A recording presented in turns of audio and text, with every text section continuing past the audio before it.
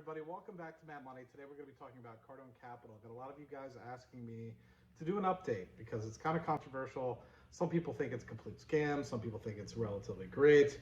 I'm in the camp that I think it's relatively great, and I want to talk a little bit about it. So I also want to talk a little bit about the Market Gecko Discord. I opened it up recently. I think it was like 2 or 3 days ago with a couple buddies of mine from Twitter.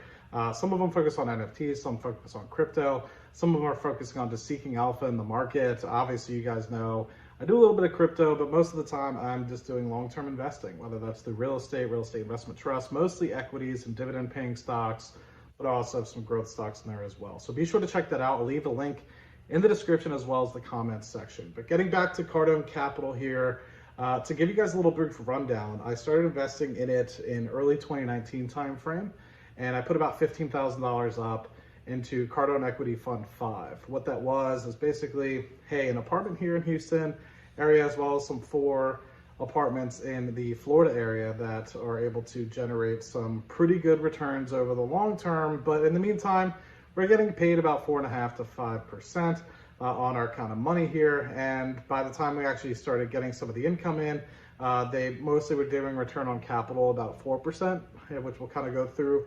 and we'll kind of show over the time. But I also want to give you guys a little bit of brief rundown of some of the offerings they have, and then go through the Q3 earnings report. I know it's the end of Q4, but I think it'll probably be kind of delayed. I think they try to get all the tax documents out by the end of January. So I think that's going to take precedence over kind of getting a Q4 report out, but I anticipate it's about as good as it is for Q3. So we'll kind of do a quick run rate idea as to that. So hopping into the computer, we can kind of take a quick look. I put about $15,000 in, as you can see, and I have the distribution graph on here that you can kind of see as well, where basically we're able to get, $56 or so a month. Then you have those 2 months during the sort of pandemic kind of coming up where they just refrained from paying anything just in case things got worse than they did. It's not they weren't making money, they were making plenty of money. They were just being cautious with the funds they were distributing just in case they needed it. And then in the June timeframe, they said, hey, we're weathering it. Everything's kind of good. Things are kind of getting back to normal. And hey, we're just going to give you guys all the money that you guys were sort of meant to get in April and May timeframe.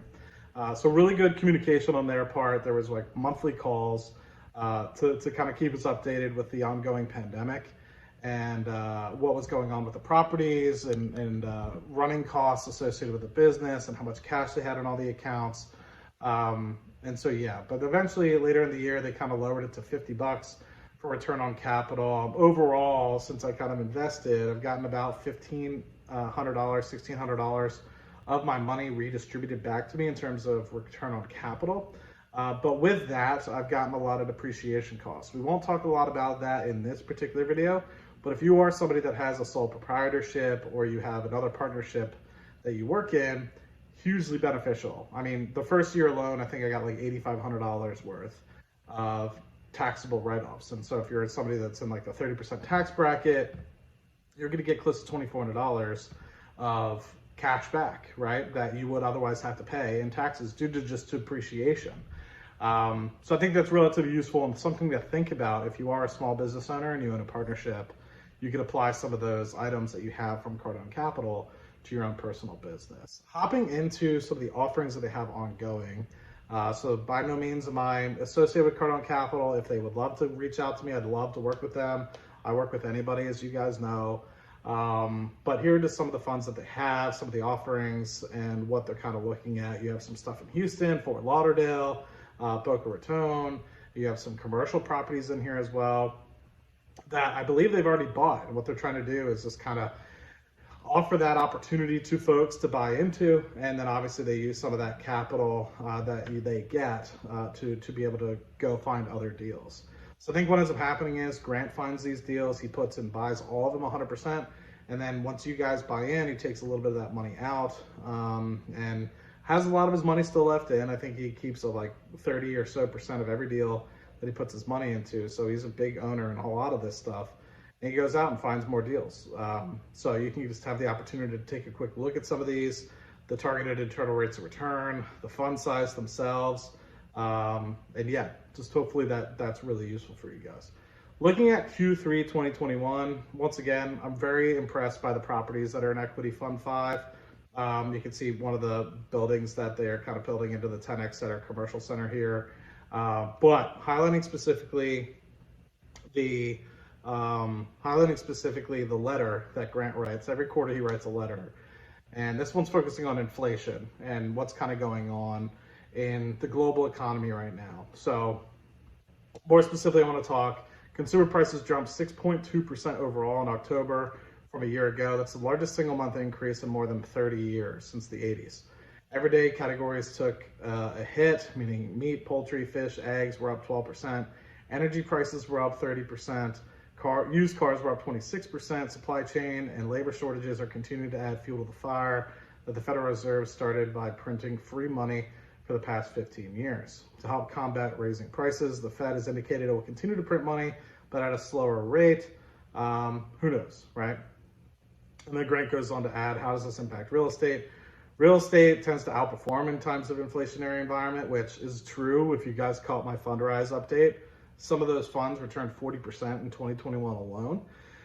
I think I averaged over 14% for some of those, and that's not inclusive of some of the dividends that I was able to receive from Fundrise as well. We've experienced housing market inflation that has outstripped wage growth for years. Couple this with that is now hyperinflation of everyday goods, and we're in the middle of a perfect storm for multifamily real estate. Rents are rising and our portfolio is benefiting. The multifamily market continued an impressive performance in Q3 with asking rents posting for the first time double-digit increases up 10.3% annually through August. According to the CBRE, multifamily investment volume increased by 31% annually in Q3 to $78.7 billion, the highest quarterly total since 2001. In addition, multifamily accounted for almost 39% of the total year-to-date commercial real estate investment volume. Net absorption of 251,500 units was the highest quarterly total in multifamily market since 1994. Will certainly contribute to the record annual total. Obviously, they talked a little bit about the obviously extraordinary multifamily opportunity that's going on here, talking a little bit about the overall fund that Cardone kind of has, Cardone Equity or Cardone Capital as a whole. They built 2 Class A properties that they're looking to potentially get into with Fund 15. And obviously, they're looking at Houston as a submarket as well. And I agree.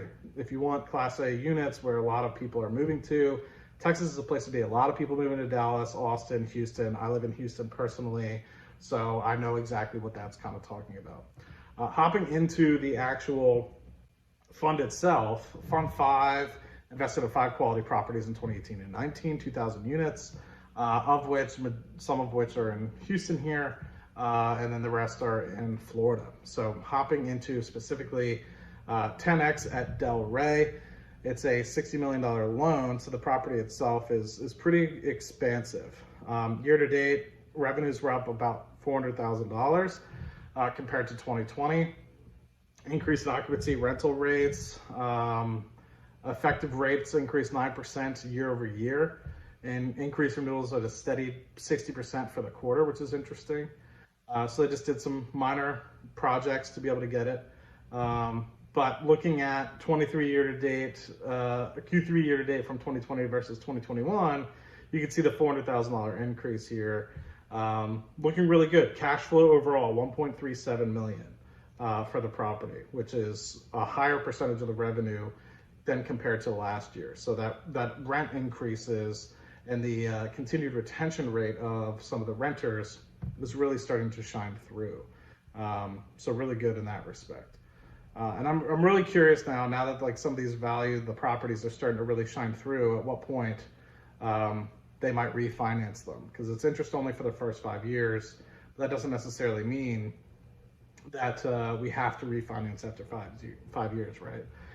Then you have Stella at Riverstone, which is out here in Houston. I've actually visited the property, 351 units, beautiful property.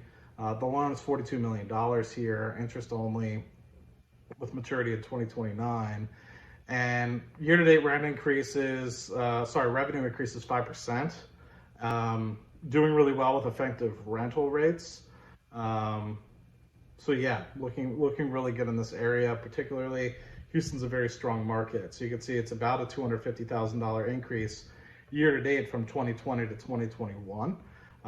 Percentage of revenue increased a little bit as well. So 1.2 million last year versus, I guess, 1.4, 1.42 in Q3 of 2021. So pretty good increase there of about $200,000 and some change. So really good there. You have 10X living at Sawgrass here, $93 million loan. So obviously it's a very beautiful property, very big property.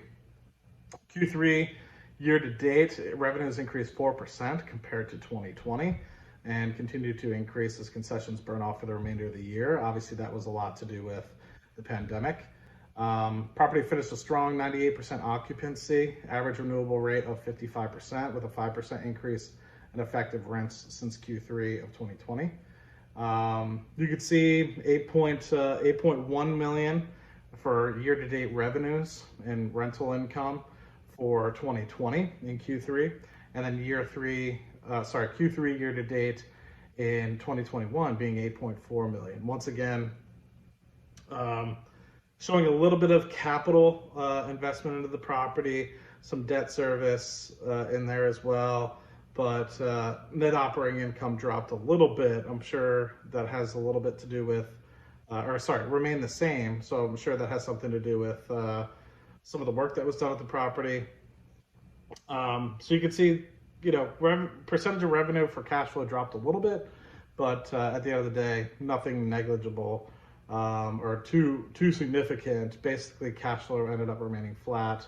And I anticipate as some of these concessions roll off for the remainder of the year, we'll probably come back and be about flat year over year for 2020 versus 2021 there. 10X at Naples. This is a little bit older property, 1990, 456 units, $73 million loan. So it's another big boy. Year-to-date revenue soared 13% compared to 2020 due to renovations of 14 units, providing rental increases there. And third quarter had an average occupancy of 97%, pretty great. 55% retention, effective rates increased by 16% from Q3 2020. So that's pretty good. Revenue surpassing projections. The property plans to strategically conduct capital improvements throughout the year and ensure they outperform the sub-market competitors.